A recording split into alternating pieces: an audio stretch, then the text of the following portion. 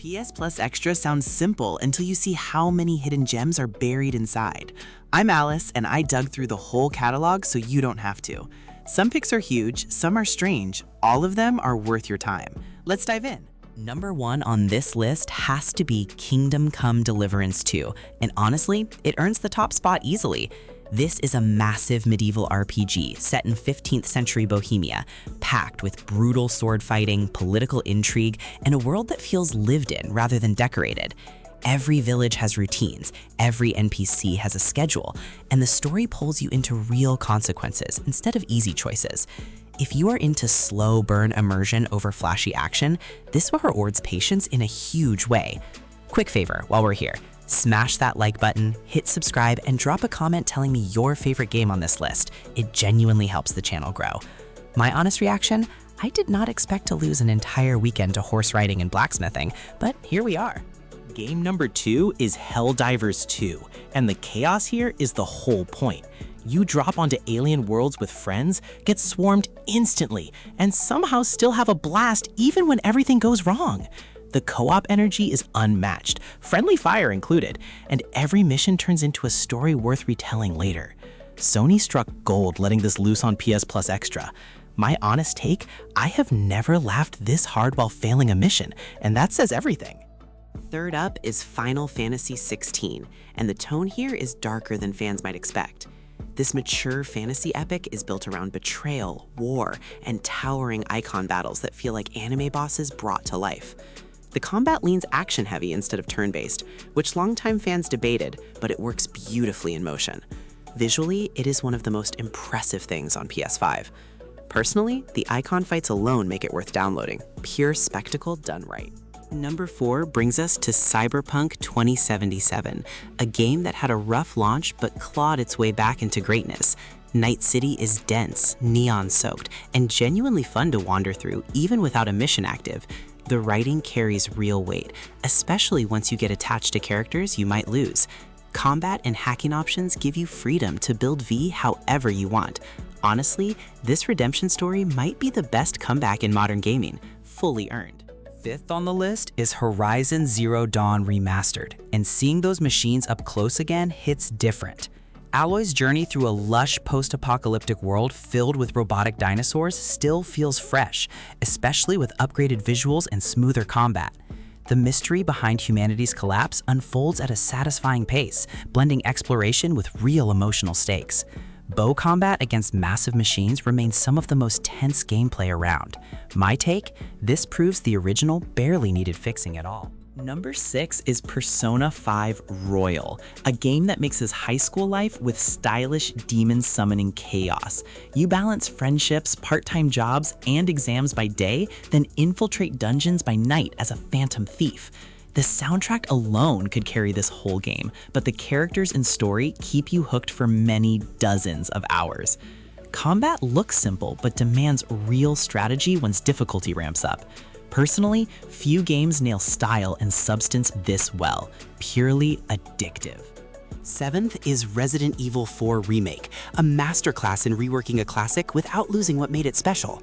Leon's escort mission through a cult-infested village still delivers tension, but modern controls make combat feel sharper and more responsive. Enemies react intelligently, resources stay scarce enough to matter, and the pacing rarely lets up. Horror fans and newcomers both find plenty to love. Honestly, this might be the best remake in gaming history, respecting the original while improving nearly everything. Number 8 is Star Wars Outlaws, which finally gives players an open galaxy to roam as a scoundrel rather than a Jedi. Kay Vess navigates criminal syndicates, bounty hunters, and moral gray areas across multiple planets, each with its own atmosphere and danger. Stealth and blaster combat blend together naturally, and reputation choices shift how the underworld treats you. It captures that scrappy Star Wars energy well. My honest opinion, wandering cantinas and making shady deals feels genuinely authentic overall. 9th on the list is Avatar: Frontiers of Pandora, a gorgeous first-person adventure through Pandora's alien jungles. Playing as a Na'vi resisting a mining corporation gives the story real purpose, while traversal on Ikron back through floating mountains is breathtaking every time. Bow and gadget combat rewards stealth and creativity over brute force. Visually, this might be one of the most beautiful games ever made on PS5. Personally, I kept pausing just to look around. The world justifies it. 11th is Rise of the Ronin, an ambitious open-world samurai adventure set during Japan's turbulent Bakumatsu era. Sword combat feels weighty and technical, rewarding timing over button mashing, while the political storyline lets your choices actually shape alliances. Exploring feudal Japan on horseback between story beats never gets old. It borrows ideas from other samurai games, but adds its own identity through character customization. Honestly, the combat depth surprised me far more than expected, and it rewards real practice. Number 12 is Dead Island 2, a zombie game that finally leans fully into gory, over-the-top fun. Los Angeles becomes a playground of dismemberment physics, weapon crafting, and character powers called curveballs that make combat endlessly creative. The writing stays tongue-in-cheek instead of grim, which fits the chaotic tone perfectly. Environments react to fire, electricity, and impact in satisfying ways. My honest reaction? This is the most fun killing zombies in years, never taking itself seriously. 13th on the list is Dying Light 2, where parkour and zombie survival collide across a sprawling infected city.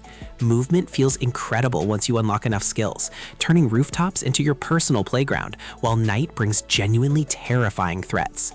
Faction choices shape the city's infrastructure, giving weight to decisions beyond just combat. Weapon crafting keeps things fresh across a very long campaign. Personally, the freedom of movement alone makes this stand out.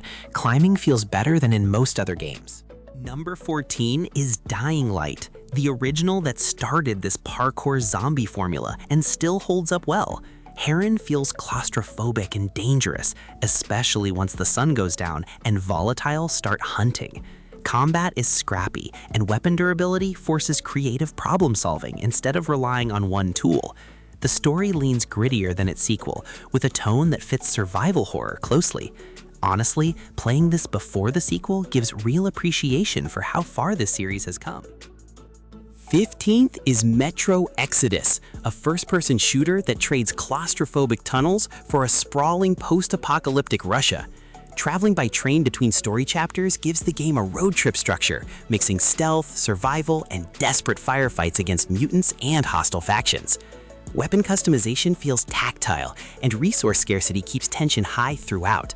The atmosphere alone sells the dread here completely. My honest take? This is one of the most underrated shooter trilogies out there. It deserves way more attention. Number 16 is Vampire Survivors. Proof that simple ideas executed perfectly can be endlessly addictive. You move, enemies swarm, and your weapons auto-attack while you chase upgrades that snowball into screen-filling chaos. Runs rarely last long, which makes it dangerously easy to just queue up one more attempt. The pixel art hides surprising depth in build combinations and synergies. Personally, I have lost entire evenings to this without noticing. It is the definition of just one more run. 17th on the list is Citizen Sleeper 2 Starward Vector, a narrative sci-fi RPG built around dice decisions and survival on the fringes of space. Every choice feels weighted as your character balances corporate debt, fragile health, and found family among fellow drifters. The writing carries a melancholy tone that lingers long after sessions end. Turn-based structure keeps the pacing tight throughout. Honestly, few games make dice rolls feel this emotionally heavy. Quietly, one of the best surprises here. Number 18 is Unicorn Overlord, a tactical RPG that blends army building with real-time positioning during battles. Recruiting units across a sprawling fantasy kingdom feels rewarding, especially as formations grow more complex and synergies click into place. The art style leans gorgeous hand-drawn fantasy, giving every character real personality. Story beats about rebellion and reclaiming a lost throne stay engaging throughout. My honest opinion, tactics fans who skipped this are genuinely missing something special. It deserves more attention.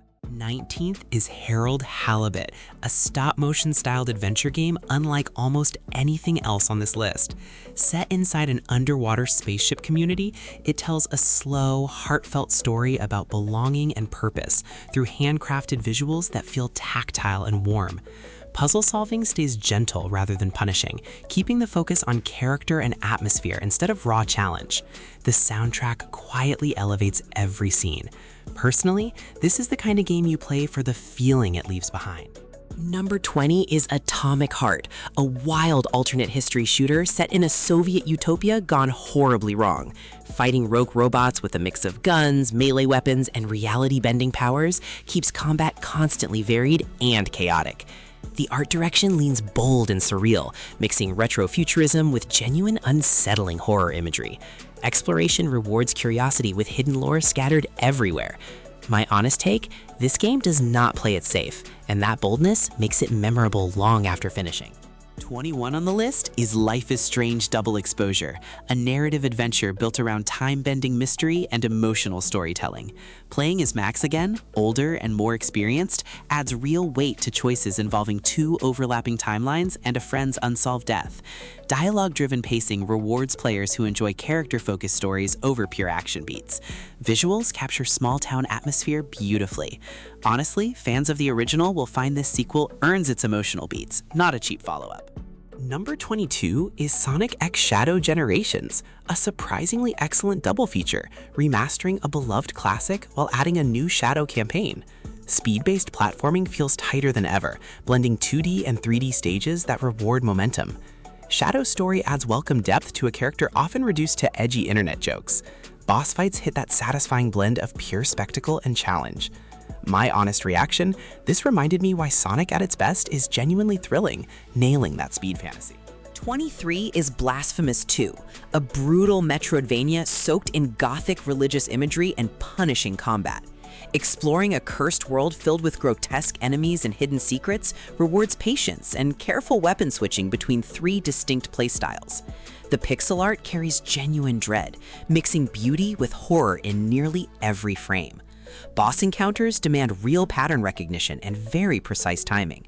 Personally, few Metroidvanias commit this hard to atmosphere and punishing difficulty together, truly earning respect from anyone who finishes it.